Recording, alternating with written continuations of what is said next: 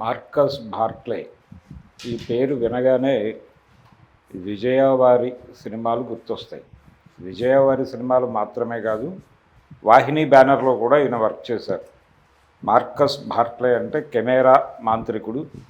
ఆధునిక తెలుగు సినిమా రంగంలో సినిమాలు కెమెరా దర్శకత్వానికి గౌరవాన్ని పెంచినటువంటి కెమెరా దర్శకుల్లో ఆయన ప్రముఖుడు. ఆయనే కాదు, చాలామంది ఉన్నారు. తర్వాత ఇప్పటికీ కూడా అంటే సినిమా అనేది దర్శకుడు రచయిత ఊహించిన ఊహని, రచయిత ఊహని దర్శకుడు కెమెరా అనేటువంటి కుంచెతో తెర మీద గీసేటువంటి బొమ్మే సినిమా అనుకోవచ్చు.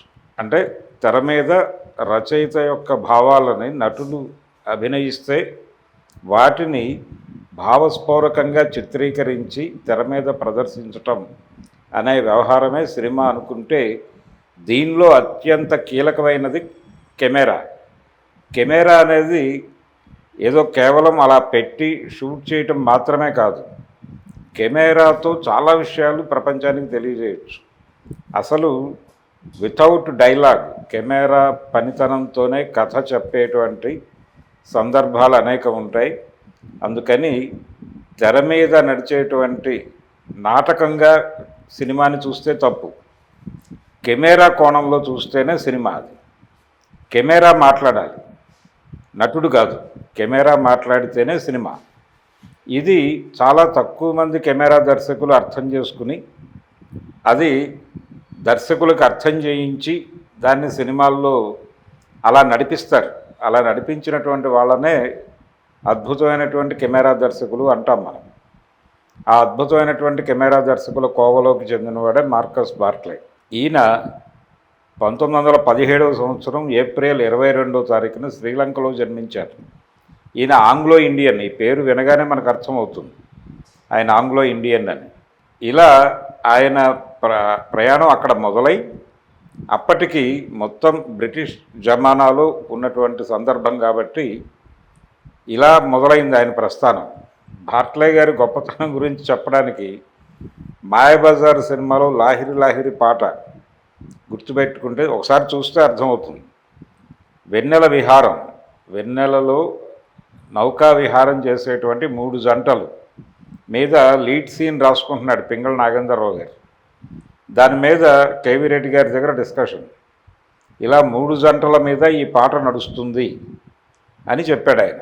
చెప్పిన తర్వాత బాగుంది, ఇలాగే వెళ్దాము అని చెప్పేసి ఆయన ఓకే చెప్పాడు.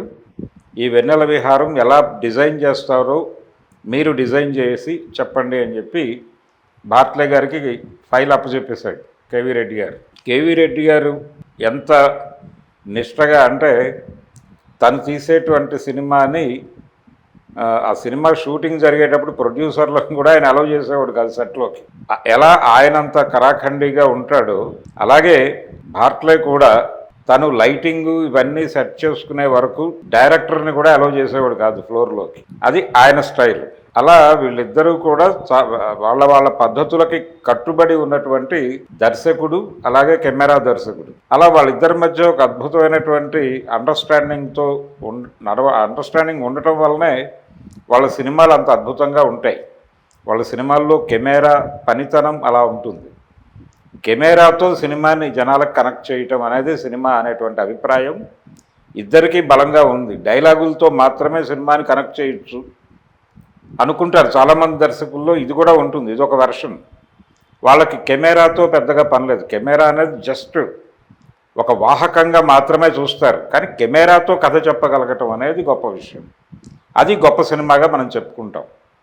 అందుకని కెమెరా అంటే జస్ట్ లైటింగ్ అడ్జస్ట్మెంట్ చేసి అలా ఫేస్ మీద కెమెరా పెట్టేస్తే డైలాగ్ చెప్పేస్తే అయిపోతుంది అన్న టోన్లో మనం కెమెరా దర్శకుల గురించి మాట్లాడుకోవడం అనవసరం. అందుకని బార్క్లే కేవీ రెడ్డి గారి కాంబినేషన్లో వచ్చిన సినిమాల్లో కొన్ని సన్నివేశాలు వాళ్ళిద్దరి మధ్య ఉన్నటువంటి అవగాహనను తెలియజేస్తాయి.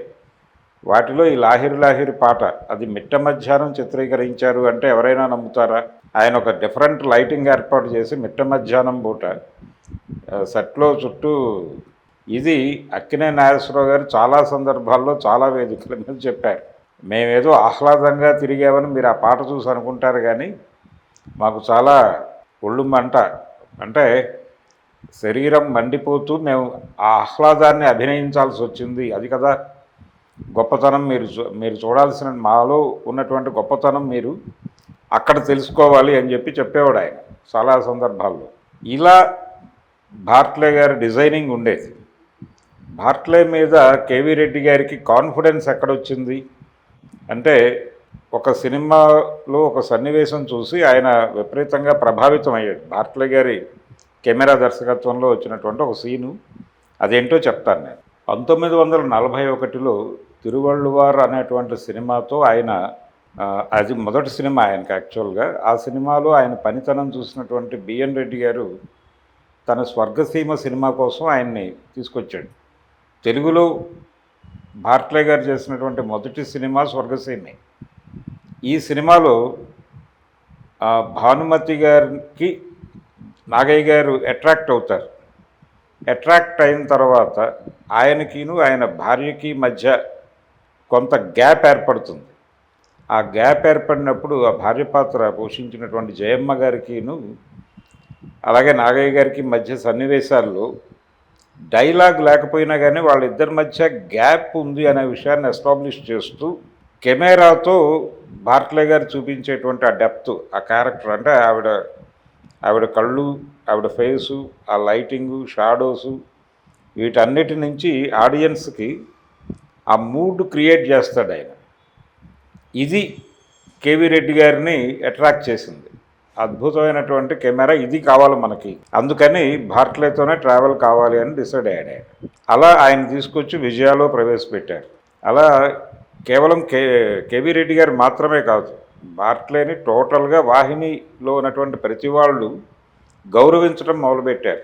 స్వర్గసీమ సినిమా చూసిన తర్వాత ఆయన మీద ఎంత కాన్ఫిడెన్స్ ఉండేదంటే, యోగి వేమన సినిమా షూటింగ్ చేస్తున్నారు, కేవీ రెడ్డి గారి సినిమా అది. కేవీ రెడ్డి గారు యోగి వేమన సినిమా షూటింగ్ చేసేటప్పుడు ఆయనకి ఒక సందేహం వచ్చిందంటే, నాగయ్య గారు యాక్ట్ చేస్తున్నారు ఆ క్యారెక్టరు, ఇందులో ఆయన పూర్తిగా నగ్నంగా అయిపోయిన తర్వాత షాట్ ఎలా చేస్తాము అనే దగ్గర ఆయనకు ఒక చిన్న కన్ఫ్యూజన్ ఉంది. అయితే బార్క్లే గారు ఆయనకు ధైర్యం చెప్పాడు, మీరేమీ కంగారు పడొద్దండి, దాన్ని అందంగా చిత్రీకరించవచ్చు, నాకు స్క్రిప్టు అర్థమైంది, అలాగే మన ఇద్దరం కూర్చుని కాసేపు మాట్లాడుకుంటే నేను మీకు అది ఎలా నడుస్తుంది తెర మీద అనేది నేను చెప్తాను, అలాగే ఉంటుంది, మీరు ఆ విషయంలో భయపడద్దు అని చెప్పేసి ఆయనకి భరోసా కల్పించి ఆ షాట్ తీశాడు. తీసిన తర్వాత చూసి ఈయన షాక్ అయ్యాడు, ఇంత చక్కగా తీయవచ్చా, ఇంత పద్ధతిగా, అంటే ఆయన లైటింగ్ ఎఫెక్ట్స్తోనే, ఆయన లైటింగ్ డిజైనింగ్లోనే ఆయన్ని జనాలకి అలా దర్శింపజేయాలంతే. అలా దర్శింపజేయాలంటే అలా చేయాలి ఆ మనిషిని అనుకోలేదు ఆయన, అలా దర్శింపజేయాలి అనేదే పాయింట్. అదే పట్టుకున్నాడు ఆయన. పట్టుకుని ఆ టిపికల్ లైటింగ్ స్కీమ్తో ఆడియన్స్కి దాన్ని కన్వే చేశాడు ఆయన, కెమెరా వాడినటువంటి పద్ధతి. అది జనాల్ని ఎమోషనలైజ్ చేసింది. అంటే అక్కడ సన్నివేశం నుంచి జనాలకి ఏం కన్వే చేయాలని డైరెక్టర్ గారు అనుకున్నాడో దాన్ని 100% కన్వే చేయటంలో రైటర్ పాత్ర కూడా తనే స్వీకరించి బార్క్లే గారు నిర్వహించాడు. ఆ నిర్వహించడం వలన యోగి వేమన సినిమా నిలబడిపోయింది, కేవీ రెడ్డి గారు డైరెక్టర్గా నిలబడిపోయారు. నిజానికి అది సాహసమే ఆ టైంలో. స్వర్గసీమ సినిమాకి సంబంధించి, స్వర్గసీమ సినిమాలో ఆయన కెమెరా టెక్నిక్స్ ఏంటి, ఆయన తెర మీద సన్నివేశాన్ని చెప్పే పద్ధతి ఏంటి, అసలు రైటర్తో పనే ఉంది, డైలాగ్తో పనే ఉంది అన్నంత కాన్ఫిడెన్స్ ఇచ్చే లెవెల్లో ఆయన జయమ్మ గారి క్లోజప్ ఒకటి ఉంటుంది. ఆ క్లోజప్లో చెట్ల ఆకుల నీడలు కదలాడుతున్నట్టుగా షాట్ ఉంటుంది. అలాగే లాంతరు క్రీనీడలో నాగయ్య గారిని చూపిస్తాడు. లాంతరు క్రీనీడలో నాగయ్య గారి ముఖం చూపించటం, ఆ చూపించటం ద్వారా ఈ రెండు పాత్రల మధ్య ఉన్నటువంటి ఘర్షణని ఆడియన్స్ కనెక్ట్ చేస్తాడు ఆయన. చాలా సున్నితంగా వాళ్ళ మధ్య గ్యాప్, డైలాగ్ ఉండదు అక్కడ, డైలాగ్తో పనే లేదు. ఇలా రచయితతో పనే ఉంది, మీరు స్క్రిప్ట్ చెప్పండి నేను తెర మీద సినిమా చూపించేస్తాను అన్న పద్ధతిలో నడుస్తుంది. అంటే అద్భుతమైన సినిమాలకి తక్కువ డైలాగులు ఉంటాయి, అలాగే 5 పేజీల కంటే స్క్రిప్ట్ ఉండదు అని అంటూ ఉంటారు మనవాళ్ళు. అది నిజం. అంటే బార్ట్లే లాంటి సమర్థవంతమైనటువంటి కెమెరామ్యాన్ ఉంటే, కెమెరా దర్శకుడు, కెమెరామ్యాన్ కాదు, కెమెరా దర్శకుడు గనక ఒక దర్శకుడికి తోడుగా ఉంటే డెఫినెట్గా ఇలాంటి అద్భుతాలు సృష్టించవచ్చు అని బార్ట్లే గారే కాదు, చాలామంది కెమెరా దర్శకులు ప్రూవ్ చేశారు మనకి. అనేక మంది, విఎస్ఆర్ స్వామి గారు, వీళ్ళందరూ అంటే ఇషానార్య గారి స్కూల్లో నుంచి వచ్చినటువంటి బాబా ఆజ్మీ గారు, లోక్ సింగ్, ఆ తర్వాత వచ్చిన అదే జనరేషన్లో అలాగే స్వామి గారి ఛాయల్లో నుంచి వచ్చినటువంటి రఘు గారు, ఎంవి రఘు, వీళ్ళందరూ అంటే డైరెక్టర్లు గనక సినిమాని మాకు వదిలిపెట్టడం అంటే కథ చెప్పి వదిలిపెడితే మేము ఒక స్కీమ్ వేసుకుని పెడతాము, అప్పుడు సినిమాలో మా కంట్రిబ్యూషన్ కూడా కనిపిస్తుంది అనేది చాలా సందర్భాల్లో ఎంవి రఘు గారు చాలా ఇంటర్వ్యూస్లో చెప్పాడు ఈ మాట. అలా ఇవ్వరు, అలా ఇవ్వకపోవడం వలన కొన్ని ప్రమాదాలు జరుగుతాయి అని కూడా చెప్పాడు ఆయన. చెబుతూ ఆ సంఘటనలు కూడా వివరిస్తాడు ఆయన. ఇది బార్ట్లే గారి గొప్పతనం. ఆయన ఆ లెవెల్లో డైరెక్టర్స్తో ఘర్షణ పడేవాడు. అంతిమంగా ఏ ఘర్షణ పడ్డా అది తెర మీద సన్నివేశం అర్థవంతంగా రావటం కోసమే అనేది డైరెక్టర్ కూడా అర్థం చేయించి గొడవ పడేవాడు. అందుకని వాళ్ళు కూడా పెద్దగా ఫీల్ అయ్యేవారు కాదు. అలాగే ఈయన బయట సినిమాలు పెద్దగా చేయలే, టోటల్గా విజయ సినిమాలే చేశాడు. విజయ వాహినిలో మాత్రమే ఉన్నాడు ఆయన బయట చేసినటువంటి సినిమాలు చాలా అరుదు. అవి కూడా తెలుగులో విజయ కాంపౌండ్ నుంచి బయటకు వచ్చిన తర్వాత ఆయన సురేష్ మూవీస్కి చక్రవాకం సినిమాకి పనిచేశాడు, అంతే. ఆ తర్వాత 80 దశకం నుంచి ఆయన సినిమాలు తగ్గించేసుకున్నారు వయోభారం చేత కూడా. అయినప్పటికీ కెమెరాతో తన అనుబంధాన్ని వదులుకోకుండా కెమెరా సర్వీసింగు, ఇలాంటి వ్యవహారాలు, ఇలాంటి బాధ్యతలు తీసుకుని ఆ యాక్టివిటీలో ఉండేవాడు. దానికి సంబంధించి ఒక వ్యవస్థనే ఏర్పాటు చేసుకుని దాన్ని నిర్వహిస్తూ కెమెరాతోనే ఉన్నాడు ఆయన. కెమెరాతోనే ఆయన 93లో చనిపోయారు. 93లో చనిపోయే వరకు కెమెరాతోనే జీవించారు ఆయన, కెమెరాతోనే శ్వాసించారు. అది బార్ట్లే. అలాగే మార్కస్ బార్ట్లే గారి కెమెరా పనితనంతో మనం ఇందాకే చెప్పుకున్నాం లాహిరి లాహిరిలో పాట. ఈ లాహిరి లాహిరిలో పాట మాత్రమే కాదు, మాయాబజార్ సినిమాలో ప్రతి సన్నివేశాన్ని ఆయన తన కెమెరా కన్నుతో జనాలకు చూపించిన విధానం, మాయాబజార్లో ప్రతి సన్నివేశాన్ని తన కెమెరా కన్నుతో ఆయన ప్రపంచానికి చూపించిన విధానం చాలా గొప్పగా ఉంటుంది. ముఖ్యంగా ఆయన ఎస్వి రంగారావు గారిని ఘటోత్కచుడిగా చూపించటం, ఆయనతో చేయించినటువంటి విన్యాసాలు, ఆ పాట ఏది వివాహ భోజనంబు పాట, ఆ పాట చిత్రీకరణ ఇప్పటికీ మిస్టరీనే, అది ఎలా తీశారు అనేది. ఆ లడ్డూలు అవన్నీ అలా వెళ్ళిపోతూ ఉంటాయి, ఆ ప్లేట్లు అవి మనకి కనిపించే సైజు, ఆయన చేతిలోకి వచ్చినప్పటి వాటి సైజు, ఆ మార్కులు, వీటన్నిటినీ ఎలా డిజైన్ చేసి షూట్ చేశాడు ఆయన. ఆ రోజుల్లో విఎఫ్ఎక్స్లు ఇవేవి లేని రోజుల్లో ఏం చేసినా కెమెరాతోనూ లైటింగ్తోనూ మాత్రమే చేయాల్సినటువంటి కెమెరాయే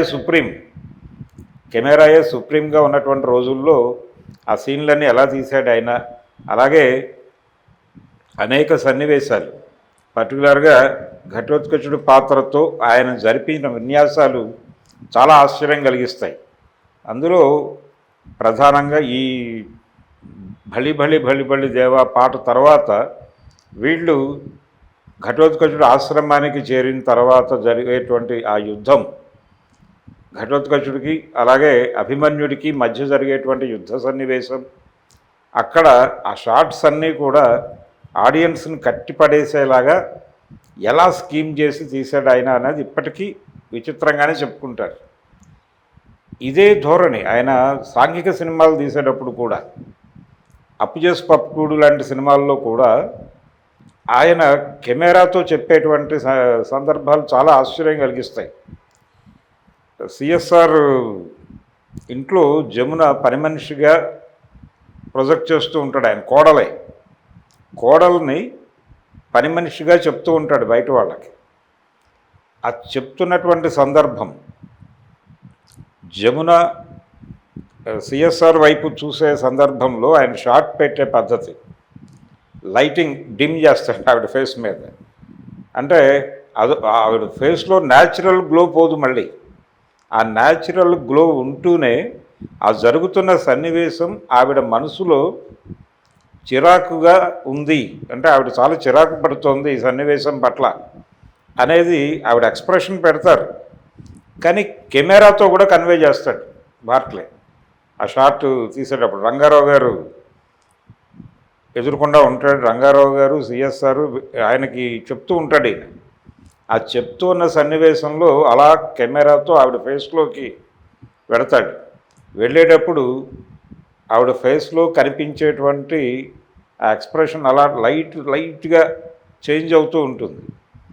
అది అలా స్కీమ్ చేయటమే బార్క్లే. తద్వారా ఆ సీన్ ఇప్పటికీ నాకు గుర్తుంది. ఎప్పుడో చూసినటువంటి సినిమా అయినప్పటికీ ఇప్పటికీ అలా గుర్తుండిపోవడానికి కారణం అదే. ఇలాగే ఆయన మలయాళ చిత్రరంగంలో కూడా అద్భుతమైనటువంటి ప్రయోగాలు చేశారు. ఆయన చేసినటువంటి ఒక మలయాళం సినిమా గురించి మనం మాట్లాడుకుందాం. తక్కళి శివశంకర్ పిళ్ళై రాసినటువంటి చెమ్మీన్ నవల చాలా పాపులర్ నవల ఇది. తెలుగులో రొయ్యలు అనే పేరుతో అనువాదం అయింది. ఇది భారతి పత్రికకి మొదటి సంపాదకుడిగా వ్యవహరించిన గన్నవరపు సుబ్రహ్మణ్య గారు దీన్ని తెలుగు చేశారు. రొయ్యలు అనే పేరుతో నేషనల్ బుక్ ట్రస్ట్ పబ్లిష్ చేసింది. ఈ చెమ్మీన్ని రాము కార్యత్ సినిమాగా తీశారు. తీసినప్పుడు ఆ సినిమాకి బార్క్లే పనిచేశారు కెమెరా.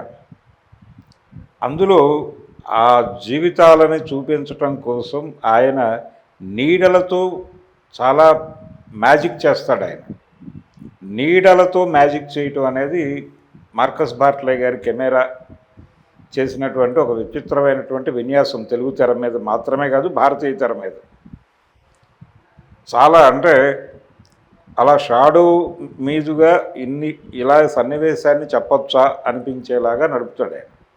ఈ లైటింగ్ స్కీము ఆయన వాడేటువంటి ఆ రోజుల్లో ఆ లిమిటెడ్ టెక్నాలజీతో, లిమిటెడ్ లెన్స్తో, ఆ కెమెరాకు ఉన్నటువంటి పరిమితులతో ఆయన ఇన్ని అద్భుతాలు ఎలా క్రియేట్ చేయగలిగాడా అని చెప్పి ఇప్పటికీ చాలా ఆశ్చర్యంగా అనిపిస్తుంది. కానీ చాలామంది కెమెరా దర్శకులు వాళ్ళ కంట్రిబ్యూషన్ చాలా ఉంది సినిమా రంగానికి సంబంధించి.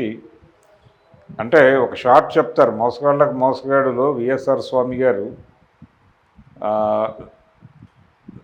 కృష్ణ గారు కొడితే అవతల క్యారెక్టర్ నాగభూషణానికి ప్రపంచం గిర్రున తిరిగినట్టు కనిపించాలంటే ఒక టైరుకి తాడు కట్టి, ఒక లారీ టైరుకు తాడు కట్టి దానిలో కెమెరా పట్టుకుని కూర్చుని ఆ తాడుని ముందే తిప్పేసి వదిలిపెట్టడంతో అది గిర్రును తిరుగుతుంది. ఆ తిరుగుతున్నప్పుడు కెమెరా ఓపెన్ చేసి ఆన్ చేసి ఇది ప్రపంచం గిర్రును తిరిగినట్టు షాట్ తీసాం, దీన్ని వాడేసుకోండి అని చెప్పాడట ఆయన, విఎస్ఆర్ స్వామి గారు. అలా చాలామంది ఇప్పుడు శంకరాభరణం సినిమాలో అది బాలు మహేంద్ర గారి పేరు ఉంటుంది, కానీ కస్తూరి గారు వర్క్ చేశారు ఆ సినిమాకి. ఇదే కస్తూరి గారు సప్తపది సినిమాకి పనిచేశారు. ఆ సప్తపది సినిమాలో చాలా షాట్స్లో ఆయన నీడలు, లైటింగ్ ఎఫెక్ట్స్తో ఆడియన్స్కి ఆ సన్నివేశంలో ఉన్నటువంటి బరువుని కనెక్ట్ చేసేటువంటి పద్ధతి, ఆ సన్నివేశంలో ఉన్న బరువుని నీడలతో కనెక్ట్ చేసేటువంటి పద్ధతి కనిపిస్తుంది. అంటే వీళ్ళందరికీ ఇన్స్పిరేషన్ బార్క్లే గారు అయి ఉంటారా, లేకపోతే ఎవరి క్రియేటివిటీ వారిదే, ఎవరి కోణం వారిదే.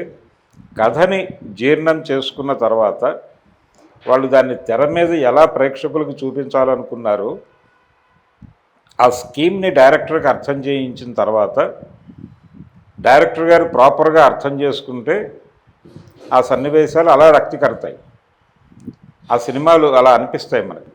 కొంతమంది అలా అర్థం చేసుకున్నటువంటి దర్శకుల సినిమాల్లో తెర కూడా విచిత్రంగా అనిపిస్తుంది మనకి. ఇప్పుడు బాపు గారి సినిమాల్లో తెర ఒక బంగారు రంగులో మెరుస్తున్నట్టుగా కనిపిస్తుంది. ఆ కనిపించడానికి కారణం కెమెరాకి ఆయన స్వేచ్ఛను ఇవ్వటం. పర్టికులర్గా సాటిన్ గుడ్డని రిఫ్లెక్టర్గా వాడి సన్నివేశాలు చిత్రీకరించినటువంటి పద్ధతి. రిఫ్లెక్షన్ అంటే ఓవర్ లైటింగు అలా కాకుండా సాటిన్ గుడ్డలతో ఆర్టిస్టుల ముఖం మార్చకుండా నడిపించటం అనేది. అలాగే చాలా లో లైటింగ్లో కూడా సినిమాలు తీయగలిగేవారు. బొమ్మూరులో స్నేహం షూటింగ్ జరుగుతూ ఉండగా మేఘాలు ఆవరించేసి ఓ 2 రోజులు బాగా అంటే లైటింగ్, సూర్యుడు కొంచెం ముఖం చాటేశాడట. చాటేసినప్పుడు 2 యూనిట్లు 2 సినిమాలు షూట్ జరుగుతూ రాజమండ్రి దగ్గర బొమ్మూరులో. ఆ 2 సినిమాల్లో ఒకటి స్నేహం, ఇంకొక బిగ్ స్టార్ సినిమా ఒకటి. ఆ సినిమాకు సంబంధించి కొన్ని సన్నివేశాలు అక్కడ తీస్తున్నారు. వాళ్ళు గదులకే పరిమితం అయిపోయారట, లైటింగ్ లేదని. కానీ ఇషానార్య గారు మనం చేసేద్దాం, ఈ లైటింగ్ చాలు సినిమాకి అని చెప్పి ఈయన షూటింగ్ నడిపించేశాడు. ప్రభావవంతంగానే వచ్చినాయి ఆ సన్నివేశాలన్నీ కూడా. ఆ లైటింగ్ తక్కువ అని చెప్పి అవతల సినిమా కెమెరా డైరెక్టర్ అనుకున్నటువంటి సందర్భంలోనే ఈయన అది సఫిషియెంట్ లైటింగే అని చెప్పి రంగంలోకి దిగి షూట్ చేసినటువంటి సన్నివేశాలు కూడా ప్రభావవంతంగానే ఉంటాయి. ఇలా చాలామంది కెమెరా దర్శకులు కెమెరాతో మనకి సినిమాని కనెక్ట్ చేసినటువంటి పద్ధతి చాలా ఆశ్చర్యాన్ని కలిగిస్తుంది. ఇలా ఆశ్చర్యపరిచినటువంటి కెమెరా దర్శకుల్లో మార్కస్ బార్ట్లే ఒకడు. ఈయన ఇందాక మనం చెప్పుకున్నాం 1917లో ఆయన జన్మించారు శ్రీలంకలో అని. ఈ కెమెరా విభాగం వైపు ఎలా ట్రావెల్ చేశారు ఆయన అంటే, ఆయన మొదట హ్యాండిల్ చేసింది స్టిల్ కెమెరాని. ఆయన ప్రెస్ ఫోటోగ్రాఫర్గా జీవితాన్ని ప్రారంభించారు. టైమ్స్ ఆఫ్ ఇండియాలో పనిచేశారు. టైమ్స్ ఆఫ్ ఇండియాలో ప్రెస్ ఫోటోగ్రాఫర్గా పనిచేశారు ఆయన. ఈ పనిచేసే క్రమంలోనే బ్రిటిష్ మూవీ టోన్ అనేటువంటి ఒక కంపెనీలో చేరి అక్కడ వాళ్ళు తీసేటువంటి అంటే న్యూస్ రీల్ అని ఒకటి ఉండేది ఆ రోజుల్లో. అంటే ప్రముఖ నాయకులు అంటే వార్తల సమాహారాన్నే న్యూస్ రీల్ అనేవాళ్ళు. ఈ న్యూస్ రీల్ని సినిమా థియేటర్లలో ప్రొజెక్ట్ చేసేవారు. ఈ న్యూస్ రీల్ చిత్రీకరణ అనేటువంటి కార్యక్రమంలో ఇన్వాల్వ్ అయ్యాడు ఈయన. ప్రెస్ ఫోటోగ్రాఫర్గా ఈయనకున్నటువంటి అనుభవంతో కెమెరా మీద ఇంట్రెస్ట్ ఈయనకి మొదటి నుంచి, చిన్నప్పటి నుంచి. ఈ కెమెరా మీద ఇంట్రెస్ట్తో ఆ ఏరియాలో పని నేర్చుకోవాలి అనుకుంటూ స్టిల్ ఫోటోగ్రాఫర్గా ఉన్న తనకి అక్కడ పనిచేయడానికి అవకాశం వస్తే బ్రిటిష్ మూవీ టోన్లో ఈ న్యూస్ రీల్ల చిత్రీకరణ కోసం మనుషులు కావాలి అన్నప్పుడు అక్కడికి వెళ్ళి అక్కడ పని నేర్చుకుని నెమ్మదిగా వాళ్ళతో పాటు ట్రావెల్ అవుతూ ఆ న్యూస్ రీల్ ప్రొడక్షన్ కార్యక్రమంలో ఇన్వాల్వ్ అవుతూ ఆయన అలా కెమెరా విభాగంలోకి వచ్చారు. వచ్చిన తర్వాత అక్కడ కొంతకాలం నడిచింది జీవితం. ఆయన స్టిల్ ఫోటోగ్రాఫర్గా ఈ ప్రెస్ ఫోటోగ్రాఫర్గా ఉండే రోజుల్లోనే కెమెరాతో షాట్ని ఎలా డెప్త్గా తీయాలి అనే దానిలో ఆయనకు ఒక జ్ఞానం వచ్చేసింది. అంటే ఒక సంఘటన జరిగినప్పుడు అక్కడికి వెళ్ళి ఆ బాధితుల ముఖాలు తీసేటప్పుడు ఏ లైటింగ్లో తీస్తే వాళ్ళ బాధ ప్రస్ఫుటంగా ప్రేక్షకులకి అంటే అక్కడ పాఠకులకి హత్తుకుంటుంది అనే స్పృహ ఉండాలి ఈ స్టిల్ ఫోటోగ్రాఫర్కి అనే విషయం ఆయనకి తెలుసు. అది నేర్చుకున్నాడు ఆయన. అందుకని అదే టెక్నిక్ని ఆ రోజున ఏ సూత్రాన్ని అయితే ఆయన ప్రెస్ ఫోటోగ్రాఫర్గా ఫాలో అయ్యాడు, అదే సూత్రాన్ని ఆయన మోషన్ కెమెరాకి వచ్చినప్పుడు కూడా దాన్నే ఫాలో అయ్యాడు. ఫాలో అవుతూ ఆ డెప్త్ తీసుకురావాలి. అంటే బ్లాక్ అండ్ వైట్ సినిమాల్లో అంత అద్భుతమైన డెప్త్ ఉంటుంది అంటాం మనం. కలర్ సినిమాల్లో కూడా డెప్త్ సాధ్యమే. అయితే కెమెరామెన్కి ఆ పర్స్పెక్టివ్ ఉండాలి, ఆ దృక్పథం ఉండాలి. ఆ దృక్పథం ఉంటే తెర మీద అద్భుతాలు జరుగుతాయి. చాలా లిమిటెడ్ సోర్స్తో అద్భుతాలు చేసినటువంటి కెమెరా దర్శకులు చాలామంది ఉన్నారు. ఉదాహరణకి కరుణామయుడు సినిమా తర్వాత చేసినటువంటి రాజాధిరాజు సినిమాకి కొంచెం తక్కువ డబ్బుల్లో కంప్లీట్ చేయాలనుకున్నాడు విజయచంద్ర గారు ఆ సినిమాని. వాళ్ళకు ఉన్నటువంటి బడ్జెట్ లిమిటేషన్ అయిపోయిన తర్వాత టైటిల్స్లో చాలా అనుకున్నాడు బాపు గారు, ఇలా చేయాలి అని. కానీ అవన్నీ చేయటానికి ఇక్కడ బడ్జెట్ పరిమితులు లేవు, బడ్జెట్ పర్మిట్ చేయట్లేదు ఆయన. దాంతో ఆయన దగ్గర ఉన్నటువంటి ఒక ఒక పుస్తకం తీసుకొచ్చి, అంటే ఒక లొకేషన్స్ తాలూకా బుక్ పట్టుకొచ్చేసి దాని నుంచి కొన్ని స్నాప్స్ తీసుకుని వాటి నేపథ్యంలో టైటిల్స్ నడుపుతాడు ఆయన. అది ఎవరి సహకారంతో చేశాడు? లోక్ సింగ్ గారి సహకారంతో చేశాడు. అది ఆయనే చెప్పుకున్నాడు, బాపు గారే. లోక్ సింగ్ లేకపోతే ఆ టైటిల్స్ అంత అద్భుతంగా వచ్చేవి కాదు అని. లోక్ సింగ్ గారు ఈయన పట్టుకొచ్చినటువంటి పుస్తకంలో ఉన్న ఫోటోల ఆధారంగా ఈ స్కీమ్ చేసేసి చిత్రీకరించిన పద్ధతికి మహాదేవన్ గారు ఇచ్చినటువంటి బ్యాక్గ్రౌండ్ స్కోరు అది ప్రేక్షకులను ఎక్కడికో తీసుకెళ్తుంది. అలాగే జరుగుతాయి మ్యాజిక్లని. సినిమా అనేది ఒక టీం వర్క్, ఆ టీం వర్క్లో కెమెరాది కీలక బాధ్యత. ఇలా ఈయన మోషన్ పిక్చర్స్ అంటే నిశ్చల ఛాయాచిత్ర గ్రాహకుడిగా జీవితం ప్రారంభించి చలనచిత్ర అంటే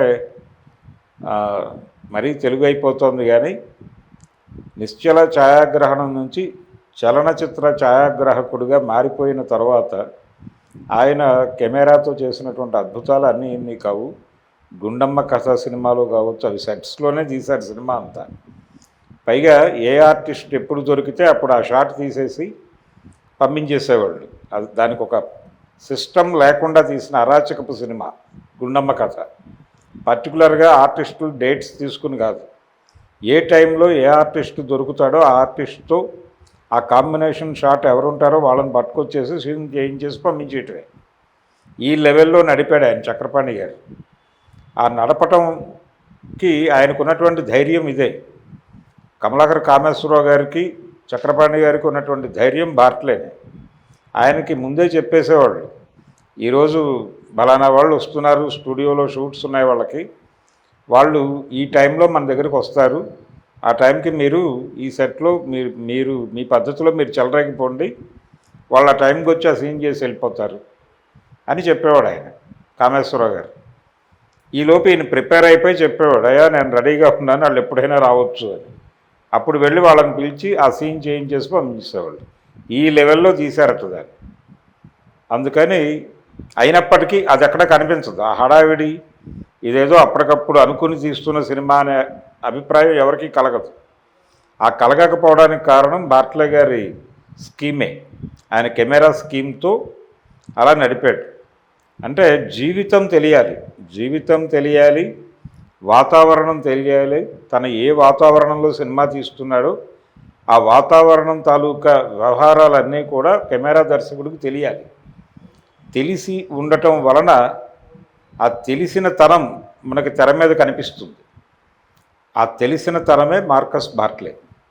అందుకనే విజయవారి చిత్రాలన్నీ కూడా ఇప్పటికీ అంత అద్భుతంగా ఉంటాయి, ఆయన కెమెరాలో నడవటం చేత మాత్రమే. అందుకని కెమెరా, ఆధునిక కెమెరా అంటే ఆధునిక చలనచిత్ర కెమెరా అనగానే గుర్తొచ్చేటువంటి పేరు ఒక రకంగా ప్రాతస్మరణీయుడు మార్కస్ బార్ట్లే. ఆయన 93లో వెళ్ళిపోయారు. చివరి రోజుల్లో ఆయన కెమెరాతోనే గడిపారు, కానీ చిత్రీకరణ నుంచి సినిమాల నుంచి బయటకు వచ్చేసాడు ఆయన. బయటకు వచ్చేసి ఇది మన అంటే వయస్సు రీత్యా మనం ఆ ఏరియాలో చేయగలిగినంత ఎఫెక్టివ్గా చేయలేము అనే ఉద్దేశంతో వదిలేశాడు ఆయన. చక్రవాకం ఆల్మోస్ట్ చివరి సినిమా తెలుగుకి సంబంధించి. అప్పటికే ఆయన అంటే విజయ కంపెనీ అప్పటికి క్లోజ్ అయిపోయింది. సత్యహరిశ్చంద్ర, ఆ తర్వాత ఉమాచండి గౌరీశంకరుల కథ, ఆ సినిమాల పరాజయంతో దాదాపు వాళ్ళు చిత్ర నిర్మాణానికి గ్యాప్ ఇచ్చారు. కానీ వారి అంటే చక్రపాణి గారు దర్శకత్వంలో బాపు గారు సహాయకుడిగా, అంటే నిజానికి ఈయన డైరెక్టర్ కానీ తన్ని తాను సహాయకుడిగా ప్రకటించుకున్నాడు ఆయన. అలా స్వయం ప్రకటిత అసిస్టెంట్గా బాపు గారు పనిచేసినటువంటి రాజేశ్వరి విలాస్ కాఫీ క్లబ్ సినిమాకు కూడా బార్ట్లే గారు పనిచేశారు. దానిలో కూడా చాలా సన్నివేశాలు, పర్టికులర్గా ఆకాశ పందిరిలోన నీకు నాకు పెళ్ళంట అనే పాట చిత్రీకరణ చాలా అద్భుతంగా ఉంటుంది. ఆ లిమిటెడ్ సోర్స్లో తక్కువ వనరుల్లో అద్భుతమైనటువంటి ఎఫెక్ట్లు ఇస్తూ చిత్రీకరించినటువంటి పాట అది.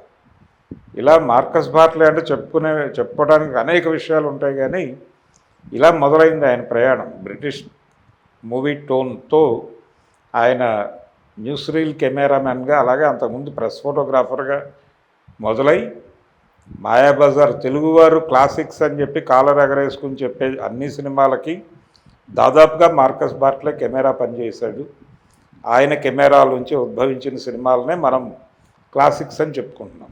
అలాగే చెమ్మీన్ సినిమాకి ఆయన పనిచేశారని చెప్పుకున్నాం మనం. ఈ చెమ్మీన్ సినిమాకి గాను 78లో జరిగినటువంటి అంతర్జాతీయ చలనచిత్రోత్సవంలో కేన్స్లో జరిగింది ఇది. ఆ చలనచిత్రోత్సవంలో ఈయన ఉత్తమ సినిమాటోగ్రాఫర్గా గోల్డ్ మెడల్ పొందారు. అంటే వాళ్ళని అంతగా ఆకట్టుకున్నటువంటి ఈ సినిమాకి సంబంధించినటువంటి కెమెరా పనితనంలో ఒక ప్రధానమైనటువంటి ఘట్టం ఏంటంటే, ఒక షార్క్ చేప గింగిరాలు తిరిగేటువంటి సన్నివేశాన్ని ఆయన చిత్రీకరించిన పద్ధతి దగ్గర నుంచి మొదలుపెట్టి జాలర్ల జీవితాలని ఆయన తెర మీద ప్రదర్శించినటువంటి తీరు విపరీతంగా నచ్చి ఆయనకి గోల్డ్ మెడల్ ఇవ్వటం జరిగింది ఆ కేన్స్ ఇంటర్నేషనల్ ఫిల్మ్ ఫెస్టివల్లో.